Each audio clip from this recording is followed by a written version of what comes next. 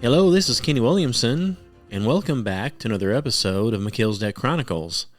In today's episode, we are going to be continuing on with Dr. Kent Hovind's question and answer series. I think you'll find that this is a very informative series, and he goes over lots of different things, Bible-related, of course, and a lot of very interesting things, in my opinion. I think you're going to like it. Before we get started and get that thing playing, I wanted to let you know that we have officially moved in to our new studio. So we've moved into a new studio. This is the very first time we've done any recording at all in this studio. So hopefully everything works out with that. And I also wanted to remind you that we have a new website coming out pretty soon. As soon as it's up and running, I'll let you know. Have our book for sale, The Haunting of Virginia Krim, on Amazon, and soon to have the next book out, which is called Demons Among Us, which is another very interesting book about some demonic activity that's taken place and kind of what you can do to combat that. So thanks for listening. If you have any questions or comments, be sure and give us an email. Email is truthseekers2012@gmail.com. And as always, you can go to our website, which is melchizedekchronicles.org. Check that out. So let me get started here with Kent and check it out and let us know what you think. The Bible says in the book of Isaiah chapter 42 that God stretched out the heavens. Isaiah 45, He stretched out the heavens. Jeremiah, He stretched out the heavens. 17 times in the Bible, it says God stretched out the heavens. Now, what does that mean? Well, I would guess it means He stretched out the heavens. Okay? I don't know that anybody knows, but here's a couple of options of what may be causing this redshift. Keep in mind, the redshift is probably the only bit of scientific data that is used to support the Big Bang Theory. They look at the stars and say, wow, redshift, redshift, redshift, all these stars are moving away. What does that mean? Oh, that means they used to be all in one spot. So the evidence for the Big Bang is the redshift. And the Big Bang's got to be one of the dumbest theories in the history of humanity. Here's some things that might be causing the redshift. It could be the stretching from the creation. If the stars are moving away because they're being stretched out or were stretched out, that would cause a redshift. It could be the light's getting tired. I get tired. I don't know if light does or not. We know that light going through a prism bends because different wavelengths are different energy levels. That's why it makes the rainbow. Okay? Maybe it's just the effects of traveling through space. Is space really nothing, or is there something in space? Is light going through anything when it goes through space? I don't know. That's just one thought. Maybe it is the Doppler effect. Could be. Maybe it's light being slowed down or speeded up by a black hole.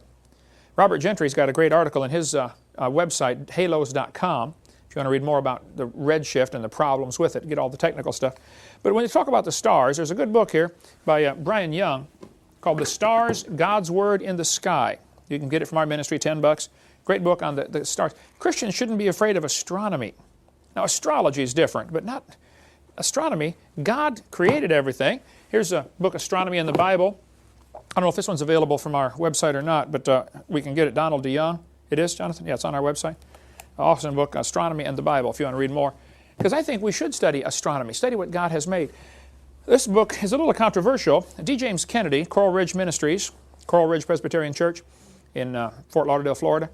He says the real meaning of the zodiac, he goes through the 12 zodiac symbols and says probably these originally had a gospel story to them, which has now been perverted into the horoscope. So get coralridge.org if you want to get the book. It's like $6 or $8. But the Bible does talk about the constellations. It talks about Pleiades and Orion in the book of Job chapter 38, or Mazzaroth and Arcturus in Job 38. There are constellations mentioned in the Bible. Now what does this mean? Well, I don't know, and I don't know anybody who knows for sure, but here's what some Christians think. That when God originally made the world, Adam did not have a Bible. It hadn't been written yet. So God gave Adam the gospel story in the stars. The 12 different constellations told the story of the redemption, the coming of Christ, and maybe the Sphinx was built. This is one theory. The Sphinx by the pyramid, in Egypt, they say, well, the Sphinx was built to tell us how to read the zodiac because it starts with the face of a woman and ends with the body of a lion. So you start reading the zodiac. Instead of starting in January like we do, you start with Virgo the Virgin, and you go through the 12 constellations and end with Leo the Lion. I don't know. I know that today the horoscope's all perverted, and Satan always takes what God does and twists it and perverts it and changes it. But if you want to study that, that's fine. There appears to be something to that, though, that maybe there really is something to this gospel in the stars. And Carl Baugh's got a good theory that each of the constellations is producing different radio waves. Stars produce radio waves. He thinks the canopy of ice that used to be above the earth could actually change those radio frequencies into audible waves, like a crystal radio does. It would actually vibrate. And Adam and Eve would be able to hear the music of the stars, mentioned in Job chapter 38. Whether that's true or not, I don't know, but it sure preaches good. That the whole gospel story was being sung to them continually as they traveled around every year. Who knows? Anyway, second question. Is the sun shrinking? There has been some controversy among creationist groups in the last 10 years over this question. The sun is shrinking. There's not much question about that. But does that prove it's not billions of years old? Well, I think so. The sun is burning, obviously. You can step outside and look at it. It's losing about 5 million tons every second. Quite a weight loss program. Well, that means, of course, it used to be bigger. You don't need to be too much of a genius to figure that out. Bulletin of American Astronomical Society ran an article back in '79, which some people have argued about the legitimacy of this, but they said, since 1836, more than 100 different observers at the Royal Greenwich Observatory, that's in England, and the U.S. Naval Observatory have made direct visual measurements that suggest the sun's diameter is shrinking at a rate of 0.1% each century, or about 5 feet an hour. Let's assume that is correct for the moment. If the sun is burning and it's losing 5 feet an hour, that would be the diameter. So the radius would only be 2.5 feet of radius. It's 93 million miles to the Earth. You divide that by 2.5 feet per hour, you're going to find out it cannot possibly be billions of years old. That, of course, would assume several things. Has the rate always been the same? Has the rate of burn always been the same, et cetera, et cetera? I know there's a lot of assumptions built in. But I think we could all agree the sun is burning. I think we could all agree it's getting smaller. Several indirect techniques also confirm the sun is shrinking, although these inferred about 1/7 as much from Science magazine. Here's a chart showing the graph of what has been observed, written down. I mean, they look at the sun, they measure the diameter using trigonometry, and it's close enough to work that way, that they measure the numbers and say, wow, the sun's diameter, polar and equatorial, is shrinking. Now, I know the sun oscillates. It swells and contracts and swells. It's burning like a marshmallow, But generally, you can see from the graph, it is losing diameter, losing size. Well, if you go back billions of years, you would assume this would make a problem. If the sun were bigger, it would pretty soon absorb Mercury and then Venus and then Earth. I don't know how far back it could have to go. And I think Christians would be wise to not put a number on it. Don't say, well, 18.6 million years ago this would happen. Because what happens, the atheists then argue about the number and they miss the whole point. They miss the concept. The fact is, guys, it's burning. It used to be bigger. This creates a problem for your theory. The bigger problem, though, than just the size of the sun is the mass. Gravity is directly proportional to how heavy the objects are, the mass of the object. If the sun were more massive, gravity would be stronger, and that's going to start sucking planets in, drawing them out of their orbit. So yes, the sun is shrinking, and I think it creates a problem for those who want to believe the universe is billions of years old. I wouldn't put a number on it, but it certainly makes a problem somewhere. Now, Danny Faulkner, as an astronomer at University in South Carolina, he's a good friend of mine, been down here to do some taping with us when I debated Hugh Ross. He's got a great article. It's kind of long on his website, but he says, The Young Faint Sun Paradox and the Age of the Solar System by Danny Faulkner. You can go to his website and read about that. But he says, because the sun, if you go back in time, would have been dimmer, this creates a problem. How can plants have survived with the changing brightness of the sun also? Evolutionists maintain that life appeared on the Earth about 3.8 billion years ago. Since then, the sun would have brightened 25%. Well, if the sun is 25% brighter now than it was then, how could plants have evolved? It goes through some good legitimate points here. The faint young sun paradox is a problem for those who believe in evolution. He says the logical conclusion he comes to is, it's not billions of years old. Of course, the other astronomers say, oh, that's not possible. Of course, it's billions of years old. Of course it is. They don't like that idea. Okay, what about carbon dating? I get asked this question all the time. Jonathan spent $70 to get this book, right? And the new one's out, and it's $80 now? $80, okay. Radioisotopes in the Age of the Earth, the RATE project, R-A-T-E. I am sure not a world's expert on carbon dating, but I think I can explain things. I'm a teacher. I can explain it as best I can. That's what a teacher's supposed to do. Take the complex and explain it where the average person can get it. And say, since I operate about 4th grade level, I got to understand it myself first so I can explain it. Let me explain how carbon dating is supposed to work, and then tell you the serious problems with it. Carbon dating was not invented until 1949, in the last 60 years. So when they started telling the kids the Earth is billions of years old, back in 1830, they didn't tell them because of carbon dating. They'd never thought of carbon dating, never been heard of, okay? Why were they teaching the Earth is billions of years old 160 years ago? Well, because they needed billions of years to make their theory look good. That's why. I mean, if I told you a frog could turn into a prince if you kiss it, you'd all say, well, it's a fairy tale. But if I told you, hey kids, the frog can turn to the prince if you wait billions of years, maybe so. Now it becomes believable. No, it's still a fairy tale. It's a stupid idea. But the geologic column is where it all started. We covered that on video 4 and some more on video 6 about the geologic column. The Earth was divided up into layers: Cenozoic, Mesozoic, Paleozoic, Archeozoic. Each layer was assigned a name, an age, and an index fossil. We covered that on video 4.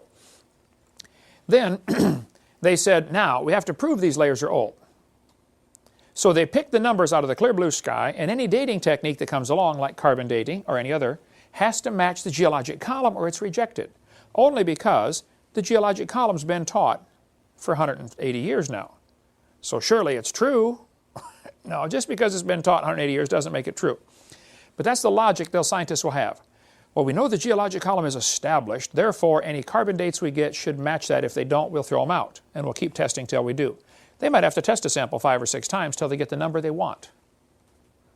Well, how do you know any of them are right then? If you're getting a different number every time, how would you know any of them are right? Radiometric dating would not have been feasible if the geologic column had not been erected first. Ever since William Smith at the beginning of the 19th century, fossils have been and still are the best and most accurate method of dating and correlating the rocks in which they occur. Apart from very modern examples, which really are archaeology, I can think of no cases of radioactive decay used to date fossils. They don't date fossils by carbon dating, they date them by their geologic position. That's how it's done. But here's what happens. Earth's atmosphere is about 100 miles thick. Space shuttle, in order to get free from friction, has to get up about 100 miles to be able to outside the air. And, straight up, 100 miles is not that far from here to halfway to Tallahassee, But if you go up, look at the atmosphere, it has very distinct layers to it, which is kind of interesting. It has a heat sink where it gets very, very cold, up about 7 or 8 miles up, like 80 or 90 or 100 below zero.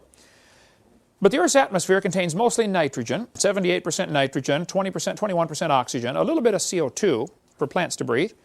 Well, these don't breathe it, they're fake, but plants breathe in carbon dioxide. And there's a very tiny little bit of radioactive carbon-14, 0.0000765%. This radioactive carbon-14 is different than regular carbon. It's produced by radiation striking the sun, striking the atmosphere. Sunlight strikes the atmosphere, slaps the nitrogen around, and turns it into carbon-14. So it all starts by the sunlight hitting the atmosphere. Just to give you the procedure here. About 21 pounds of carbon-14 is produced every year, and that is spread out all over the world. If I told you there's 21 pounds of gold, but it's spread out equally all over the world, forget it. I'm not even going to go look for it. Okay? You're not going to find it. Real tiny amounts. If you look at a periodic table, carbon and nitrogen are right next to each other. Nitrogen has an atomic weight of 14. Carbon has an atomic weight of 12. But if the sunlight slaps the nitrogen around, it'll knock a few things off of it, and it becomes carbon-14. So it still weighs as much as the nitrogen, but now it's considered a carbon. It's called radioactive, which does not mean it listens to the radio. It's just, it's unstable, and it's going to break apart. It's like 3 guys dating the same girl. That relationship's not going to last, okay, forever. Something will go wrong, right? Find the one you want, Jonathan, and just marry her and be happy the rest of your life, right? Carbon-14 is unstable. It does not like being carbon-14. It wants to get out of this situation, so it breaks down. About half of it will break down on a statistical average. About half of it is going to fall apart every 5,700 years. Now, it is doing this on a purely random procedure. I mean, you got a pile of molecules. You never know which one's going to fall apart. But statistics tell us about half of them will fall apart every 5,700 years, roughly. Now, while it is carbon-14, it's floating around in the atmosphere, like the rest of the carbon, and it latches onto oxygen, like carbon often does, and becomes carbon dioxide. And they hook up, and they're happily floating around the atmosphere. And the plants are breathing in CO2. Animals come along and eat the plants.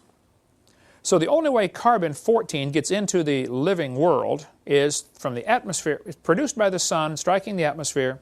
Plants breathe it in. Animals eat the plants. Probably during your lifetime, you've either eaten plants or you've eaten animals that have eaten plants. How many have ever done that before? Like today for lunch, right? Okay. Everything we do is from one of those two sources. It's plants or it's animals that ate plants. Well, the plants are absorbing CO2. Some of it is radioactive. So if the atmosphere contains 0.0000765%, it is assumed that the plants also have 0.0000765%. Probably a reasonable assumption, and I don't argue with them. I just point out this is one of dozens of assumptions that can enter in to really mess up things like carbon dating. So probably you have 0.0000765% carbon in you, because you've been eating these plants or you've been eating the animals that have eaten the plants. So probably it's all balanced in nature. When the plant or animal dies, it stops eating, stops taking in more C14. It stops breathing. Okay? Now whatever it had is going to decay. It was decaying while it was alive, but now there's nothing to replace it. So what they do is they compare the amount of C14 in the fossil with the amount in the atmosphere and say, wow, this fossil's only got half as much. Therefore, it's been dead for one half-life, 5,700 years. Because it continues to decay after it died, but now it can't be replaced. So while it was alive, it should have had about 0.0000765%. If it's only got 0.0003825%, it's been dead for one half-life, or two half-lives, or three half-lives, etc. In theory, it never goes to zero. But for practical purposes, you can't measure beyond a certain amount. You know, you're going to run out of stuff to measure. It goes from a half to a fourth to an eighth to a 16th to not enough to measure.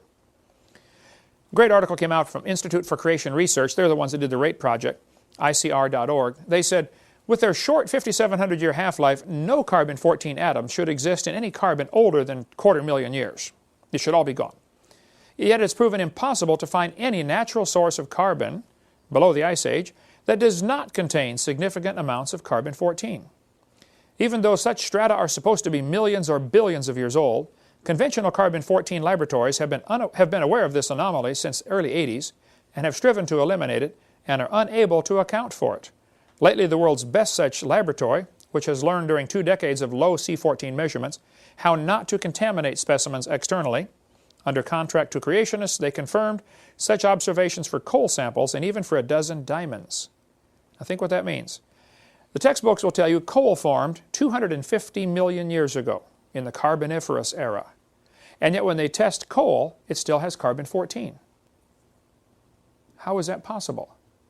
If all the carbon-14 atoms would have disappeared in, say, 30, 40, 50,000 years, why would there still be carbon-14 atoms in coal? I got an idea. It's not 250,000 years old. Ooh, boy, they don't like that answer. They'll keep searching until they find another answer because they don't like that one for sure. And diamonds, which they say, formed millions and millions of years ago, they still have carbon-14 in them. And it's not possible to contaminate one of those things. I mean, it's the hardest substance we have. So how do you get carbon-14 in diamonds? And when did diamonds form? Well, I'm not sure when they formed. I know Superman makes them in a few minutes. Take a piece of coal, squeeze it, he's got a diamond to give to, what's their name, but olive oil. And they've learned today, just in the last 20 years, I guess, how to make diamonds that are just indistinguishable from natural diamonds. High pressure. They've been doing it for years, making artificial diamonds, but they can't get them very big. Now, I think in 2005, they were able to get big diamonds with a synthetic process. They do it with pets and loved ones. Take your pet, that's right, burn the body, cremate it, press right into a diamond, and you can wear your dog the rest of your life, something, or your ex-wife, you know, or whatever. I don't think I'd want to do that. We were talking about that on the radio yesterday. Anyway, the guy said these diamonds even have carbon-14. It says this cannot be contaminated. Those constitute very strong evidence the Earth is only thousands, not billions of years old. Now, the Rate Project book is difficult reading, heavy reading. Jonathan, you're awful smart. How far did you make it through the book? About halfway right now. About halfway, and it's taken you almost a year. Yeah, it's heavy reading. If you want the simplified, you know, don't go down quite so deep version, this one is excellent by Donald DeYoung, Thousands, Not Billions. He kind of summarizes in real English what they said. Different ways to show, look, it's not billions of years old. But the carbon dating assumptions need to be pointed out. They'll say, well, we know carbon decays at a certain rate, and so we know if it's only got half as much, it's half as old. There's some assumptions that mess up everything. I'll show you how it works. If I said, we're going to fill a barrel with water. So I hand Leah the hose. Here, Leah, fill this barrel with water. But what you don't know is I have drilled holes in the barrel. While you're putting it in, the water's leaking out.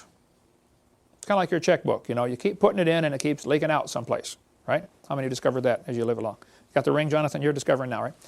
Well, the Earth's atmosphere is kind of like this barrel. It's always getting brand new carbon-14, 21 pounds every year being put in. And it's always leaking out through decay.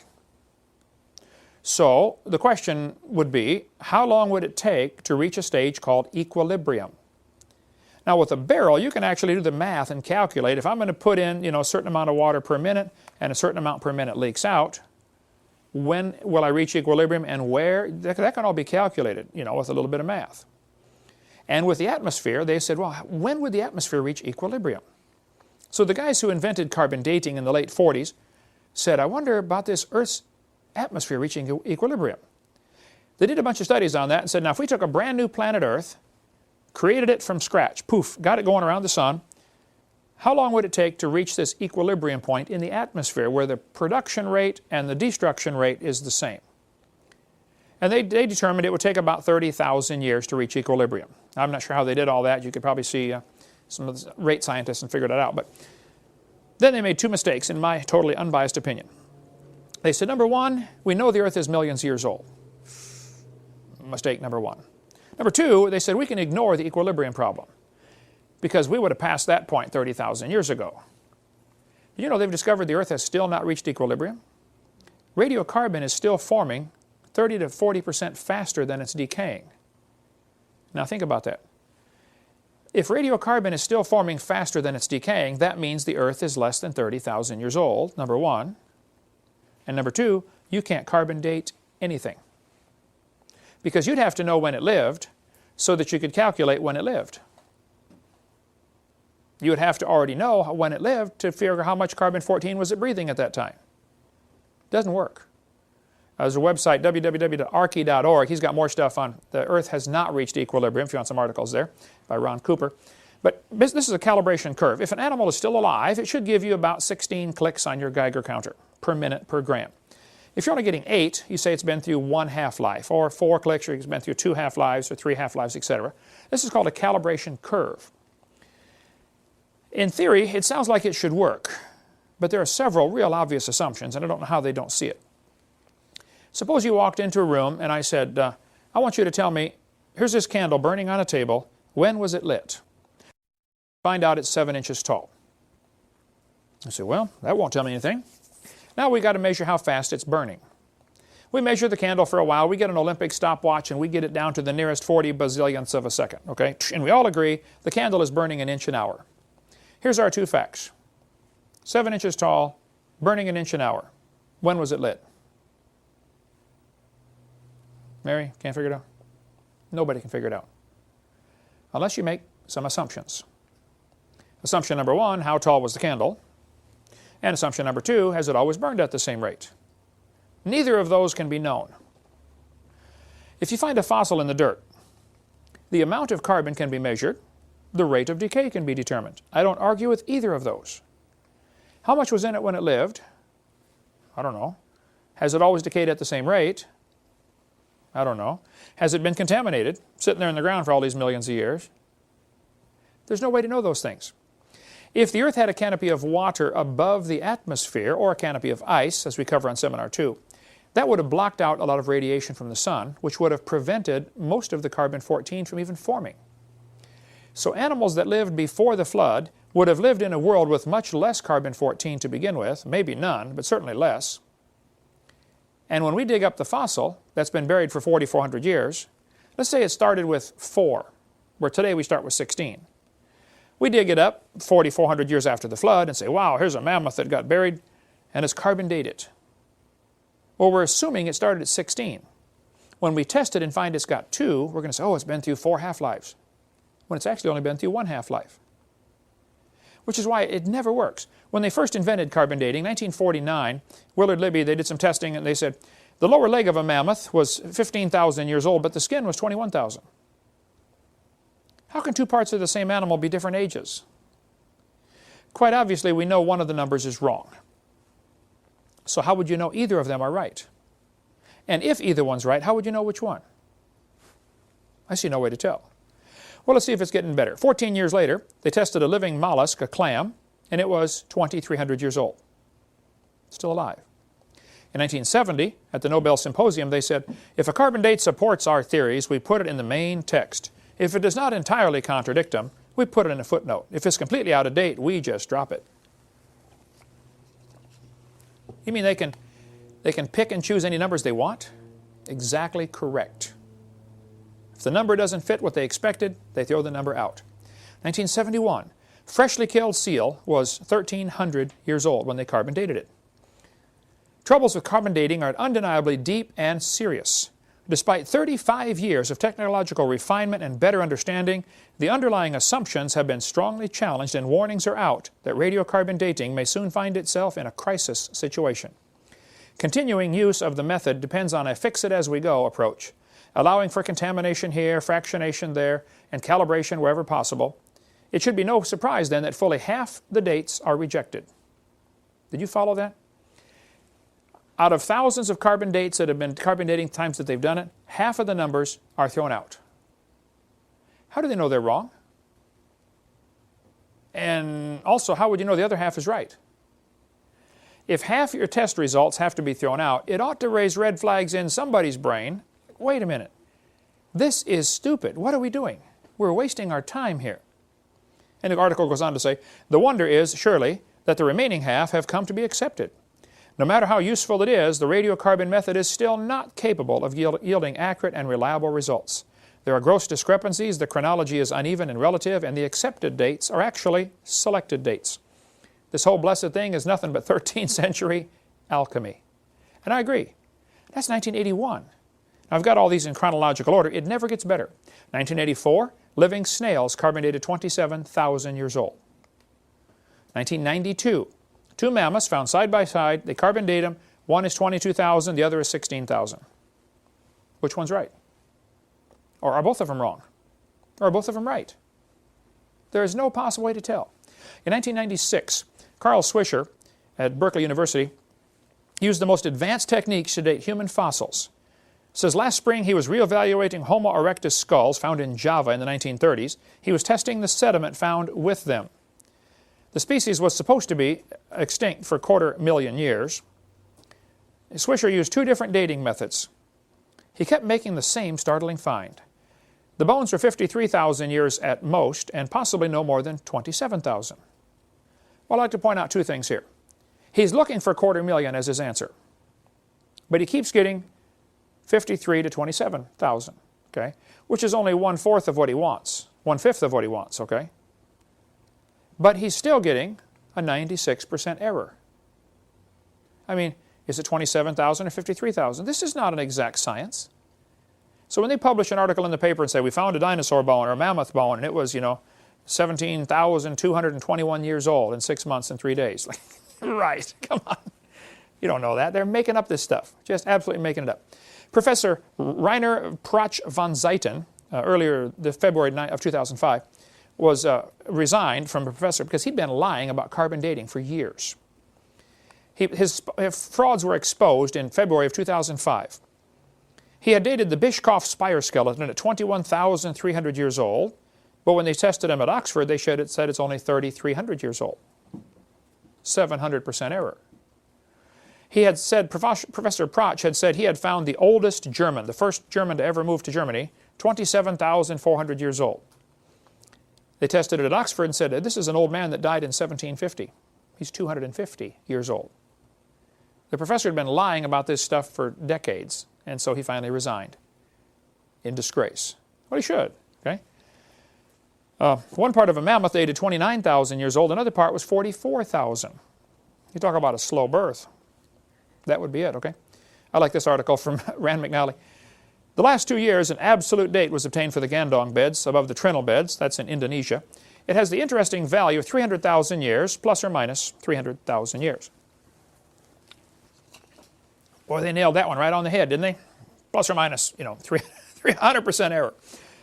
In the Geological Survey Professional Paper 862, and I get some flack over this, but I've got the paper in the library somewhere. We couldn't find it here. There's all kinds of articles about carbon dating things in Alaska. I just want to show you a few things here. They carbon dated sample number SI-454. See that on the map there, on the chart there?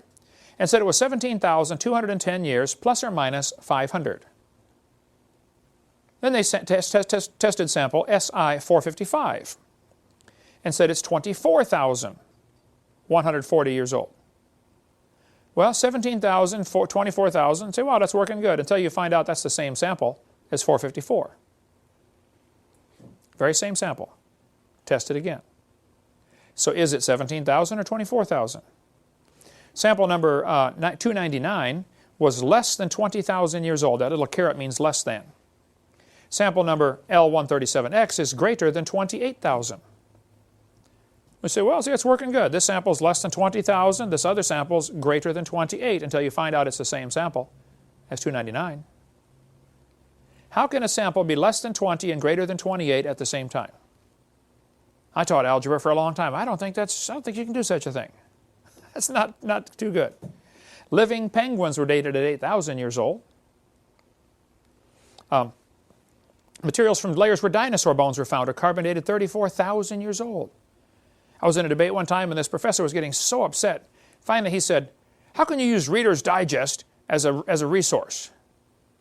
I said, sir, I use Reader's Digest as a resource for the picture of the dinosaur bone, okay? It's not the resource for the fact, okay? That's where I got the picture from. Oh, okay. So we went on to the debate.